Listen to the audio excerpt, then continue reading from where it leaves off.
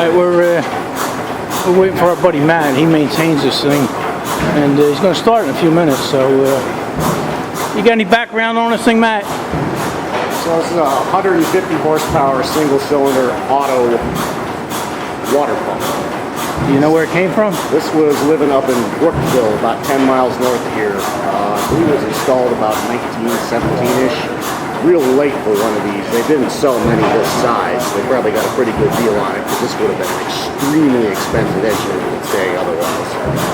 I believe they used this thing up through the 40s at least before they installed some other engines. And then about the late 60s, John Wilcox, one of our two founders here, took this thing out of the waterworks by himself.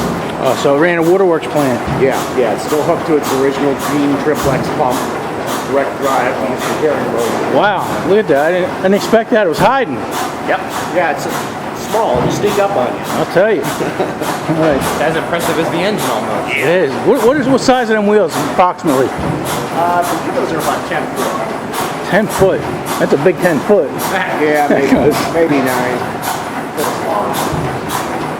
Yeah, he says they're about 10 foot. I'm not this thing's usual operator. Yeah, but that thing is huge. So he's going to be running this in maybe about 5-10 minutes, and then we'll see how it starts. You got any problem being on camera, Matt? All right, we'll make you a start, buddy. All right. Let's make it run. Oh, you ready? Why not? All right. Air start. I wasn't expecting that. We're getting our own private show here. Look at that. Let us know what's going on, Mike. Alright, so he's air, going around.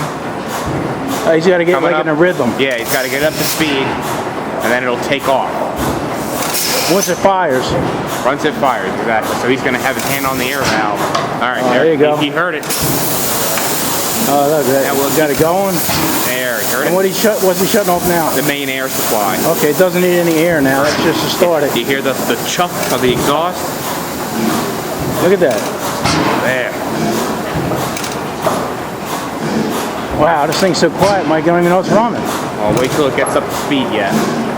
It rolls. I can imagine. What the hell's that in the way? What's that? Some homeless guy in the way. You're all right, buddy.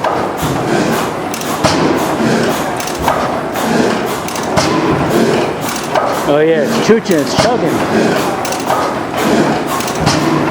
They're pretty unique oilers. Look at this place in ground. Oh. Is that where the exhaust goes? Yeah. Huh.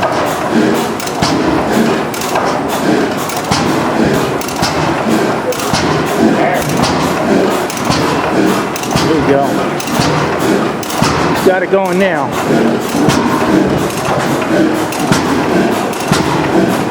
There's a pump.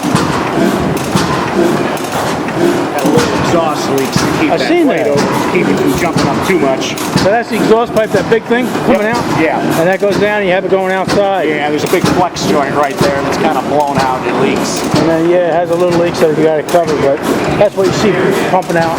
Yeah. Yeah, when it backfires, that blade jumps off the ground. Oh, yeah. Thanks for the warning.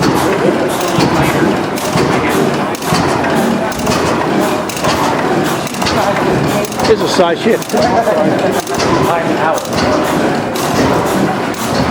They're pretty unique oilers, huh, Mike? Yeah. They're very, very expensive oilers. I bet. There's our buddy Matt. He's maintaining. You got to oil all this stuff by hand as it operates.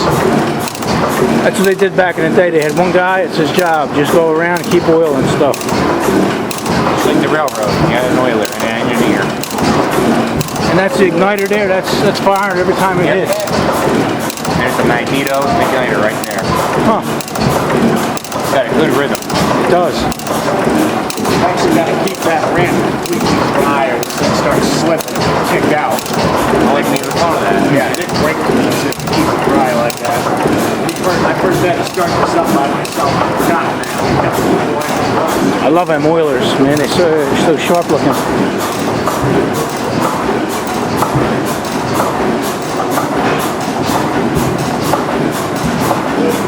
Yeah, I think them wheels are every bit, they're almost touching the ground. They got to be every bit of 10 foot. Because I don't think I could touch the top of that wheel, and I know I could touch a basketball hoop. Let's get back here and see the crank. Look at the size of that crank. More oilers.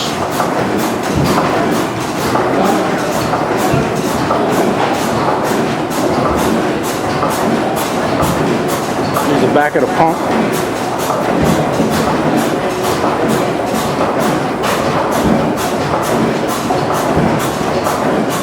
There's one over there, another. Wow. Imagine the water this thing had pumped.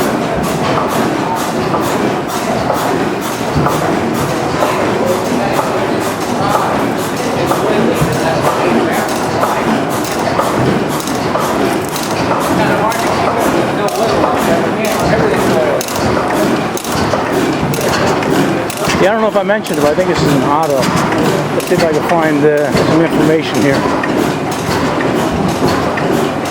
You guys could stop this and read it if you're interested.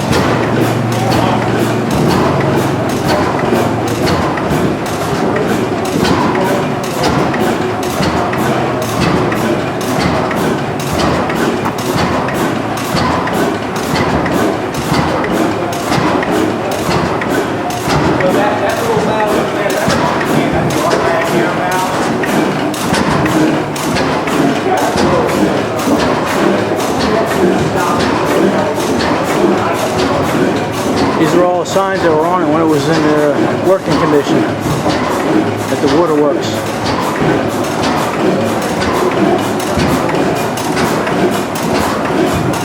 Pretty cool. Alright, we're going to shut these off, and if we see something interesting, we'll turn it back on, or if it shuts it down. So a lot of times they let these things run for a while. Mike just pointed out something interesting to me. See this thing on the wall here, that big oval thing? What'd you call it, Mike? A valve? What kind of valve? Damper. A damper. Yeah, a damper. it's a pressure damper, because you're going to have, by the nature of piston pumps, you're going to have pulses. Right. So the damper will be filled with air that will just help cushion the pulses. And that's equivalent to that. You got a little one like that, a little 3-inch one in the house. Yeah, right. Just to help with water hammer. Right, just to keep the hammer and the vibration from the water. Interesting. You know what's interesting? This actually ran at Brookville, which is a town that's less than 10 miles away. So it's a local piece. Very cool, Matt. There's a piston ring. Yeah. Is that really? Uh-huh. Wow. That's got to be 24 inches, 28 inches. Yeah, wow. there's a big hole in there. Those are some of the valves that were in the wall there. Oh, are there more rings too? Yeah, down the road. Oh, okay.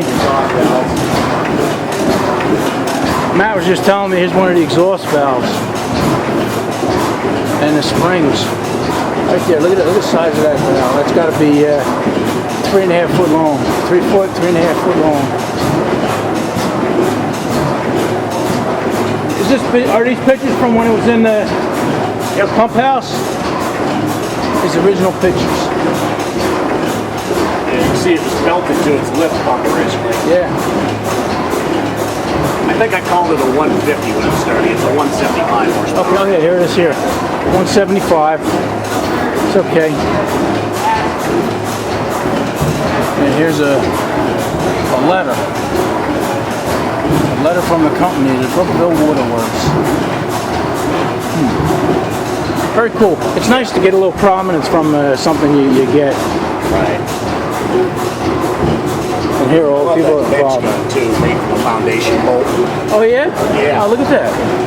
Yeah, he even fired it a couple times, and looks like he Look at was it. aiming at. So The barrel's straight anyway. yeah.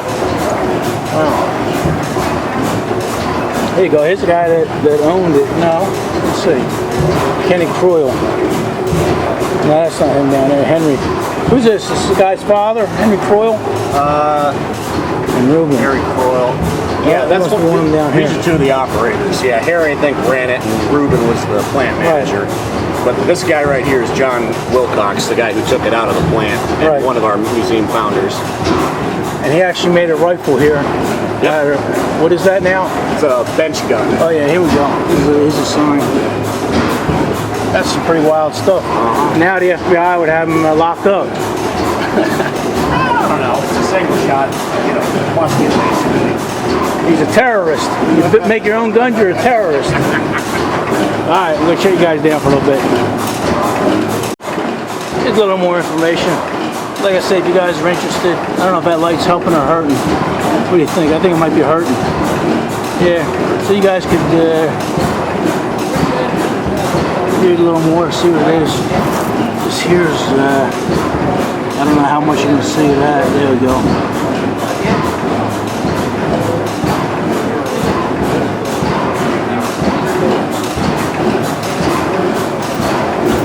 Place getting smoky.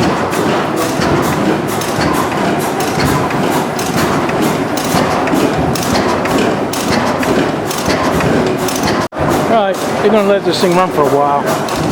So we'll let that happen. Thanks for showing us and starting this thing, Matt. Alright, we'll see you on the YouTube TV.